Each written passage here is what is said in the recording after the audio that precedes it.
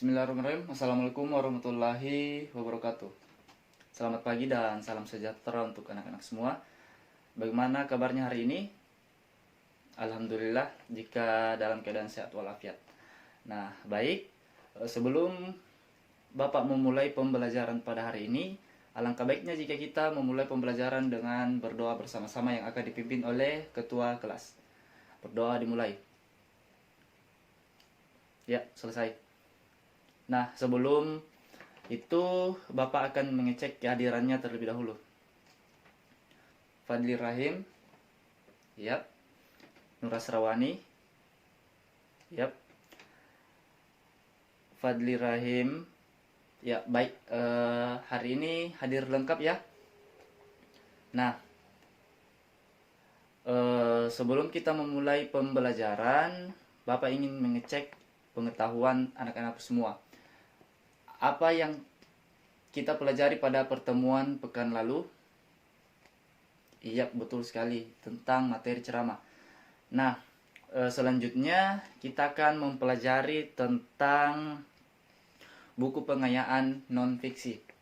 Nah, dalam materi ini, kompetensi dasar yang akan kita capai yaitu peserta didik dapat menentukan unsur-unsur penting dalam buku pengayaan yang telah dibaca. Yang kedua, peserta didik dapat menyusun laporan dengan mempertimbangkan nilai-nilai yang terkandung di dalam buku pengayaan non-fiksi. Nah, baik. Bapak akan menjelaskan materi terlebih dahulu, yaitu yang pertama pengertian buku non-fiksi. Nah, buku non-fiksi ini merupakan karangan yang dibuat berdasarkan fakta ataupun hal yang benar-benar terjadi dalam kehidupan nyata. Non-fiksi ini bersifat faktual atau peristiwa yang benar-benar terjadi dalam kehidupan nyata dan atau kehidupan sehari-hari.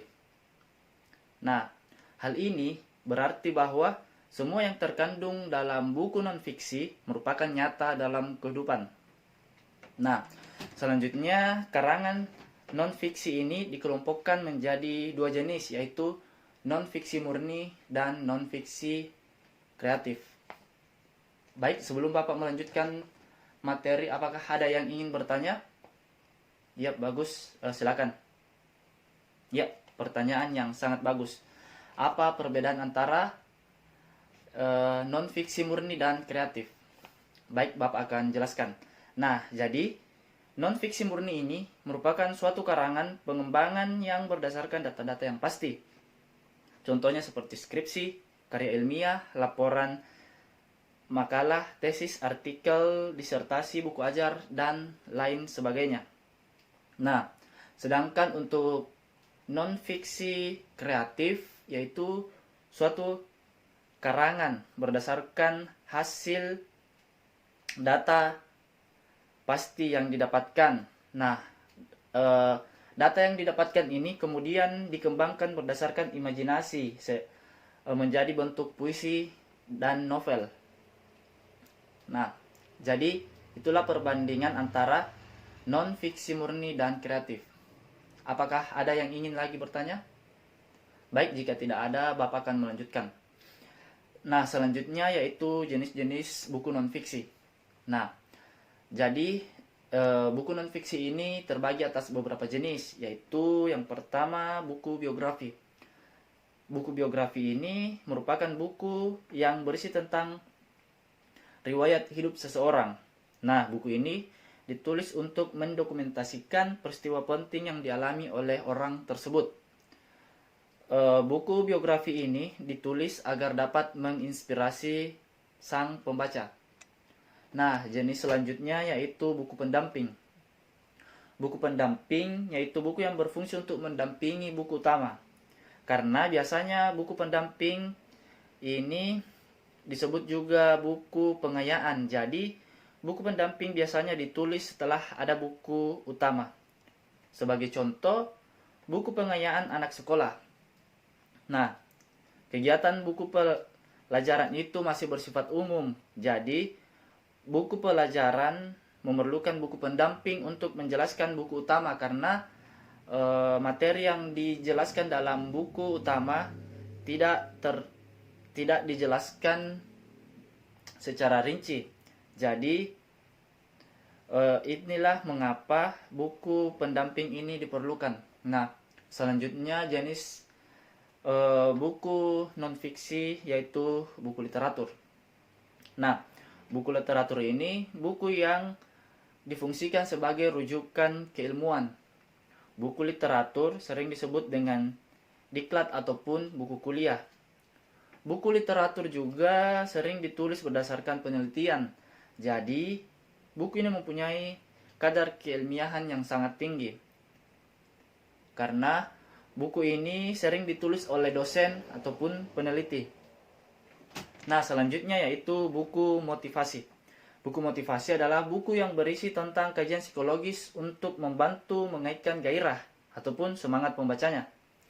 Buku motivasi dapat disusun berdasarkan kajian tentang keagamaan dan moral. Buku motivasi ini sering ditulis oleh entrepreneur.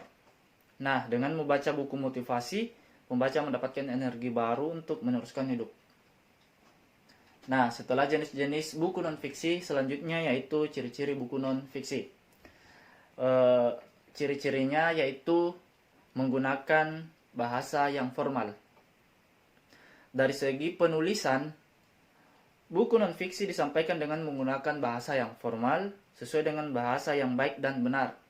Meskipun ada beberapa buku non-fiksi seperti buku motivasi dan referensi ditulis dengan menggunakan bahasa yang santai. Meski demikian, penulisan tetap menggunakan bahasa yang sesuai dengan kaidah penulisan ejaan yang disempurnakan. Nah, itulah tadi materi kita tentang buku non-fiksi. Selanjutnya, Bapak ingin kalian membuka buku halaman 50, kemudian kerjakan soal yang ada pada halaman nomor 1 hingga nomor 5, dan Bapak memberikan waktu 30 menit. Ya, baik, 30 menit sudah berlalu. Silakan kumpul pekerjaannya ke depan. Ya, baik, setelah Bapak memeriksa pekerjaan anak-anakku, Bapak dapat menarik kesimpulan bahwa sebagian besar telah mengerti tentang materi buku pengayaan non-fiksi. Nah, sebelum Bapak menutup pembelajaran kita pada hari ini, Bapak ingin memberikan rangkuman pembelajaran kita. Yaitu yang pertama, pengertian buku non-fiksi itu, buku non-fiksi merupakan karangan yang dibuat berdasarkan fakta ataupun hal yang benar-benar terjadi dalam kehidupan nyata. Nah, buku non-fiksi ini terbagi atas dua, yaitu buku non-fiksi murni dan buku non-fiksi kreatif. Selanjutnya yaitu jenis-jenis buku non-fiksi itu terbagi atas beberapa, yaitu buku biografi, buku pendamping, buku literatur, dan buku motivasi. Selanjutnya ciri-ciri buku non-fiksi itu yang pertama menggunakan bahasa yang formal, selanjutnya menggunakan bahasa denotatif berdasarkan fakta, tulisan berbentuk ilmiah populer, dan tulisan baru. Nah, sebelum kita mengakhiri pembelajaran kita pada hari ini, Bapak ingin memberikan pekerjaan rumah kepada kalian, yaitu silahkan kalian membaca satu buku pengayaan non-fiksi, kemudian silahkan kalian menyusun laporan dengan mempertimbangkan nilai-nilai yang terkandung di dalam buku pengayaan tersebut dan dikumpulkan pada pertemuan selanjutnya. Karena waktu telah habis, Bapak undur diri dan wassalamualaikum warahmatullahi wabarakatuh.